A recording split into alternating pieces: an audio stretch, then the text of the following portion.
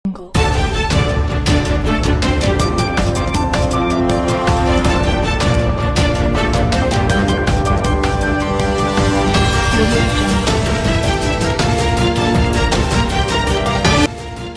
Network செய்திகள் வாசிப்பது யமுனா.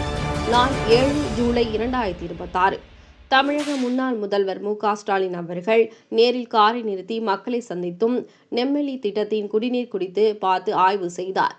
இலங்கை சிறையில் கைதிகளுக்கு இடையே ஏற்பட்ட மோதலில் 26 பேர் உயிரிழந்த சம்பவம் உலக அளவில் பெரும் அதிர்ச்சியை ஏற்படுத்தியுள்ளது.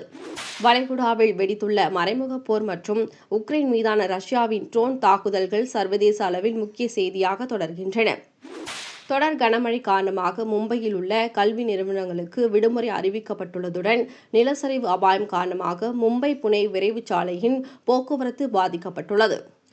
அல்லு அர்ஜுன் நடித்துள்ள புஷ்பா 2 படத்தின் விளம்பரத்தின் போது ஏற்பட்ட கூட்ட நெரிசல் தொடர்பான வழக்கில் நடிகர் அல்லு அர்ஜுன் காணொலி காட்சி மூலம் நீதிமன்றத்தில் ஆஜரானார். கிராண்ட் செஸ் டூர் போட்டியின் இறுதி சுற்றில் சிறப்பாக விளையாடிய தமிழக வீரர் பிரக்ஞானந்தா 3வது இடத்தை பிடித்து அசத்தினார்.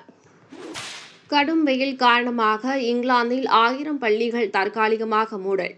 பள்ளிகளில் மதிய உணவிற்கு பதிலாக மாணவர்களுக்கு ஐஸ்கிரீம்கள் மற்றும் சாக்லேட்கள் வழங்கப்படுகின்றன. முதலமைச்சர் விஜயின் கரூர் பயணத்திற்கு எதிராக திமுக மனு இன்று விசாரணை.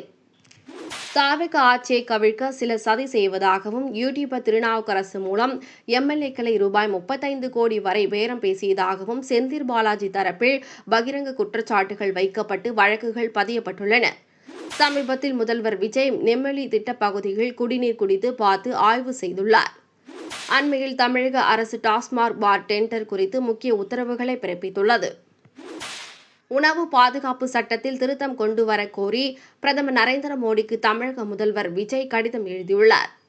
அயோத்தி ராமர் கோயில் காணிக்கை நிதி முறைகேடு புகார் எதிரொலியாக பொதுச் செயலாளர் பொறுப்பு கிருஷ்ணமோகன் வசம் ஒப்படைக்கப்பட்டுள்ளது. இத்துடன் செய்திகள் நிறைவடைந்தன. இதுபோன்ற செய்திகள் உடனுக்குடன் தெரிந்து கொள்ள kingdomnetwork.news என்ற இணையதளத்தை பார்வையிடவும்.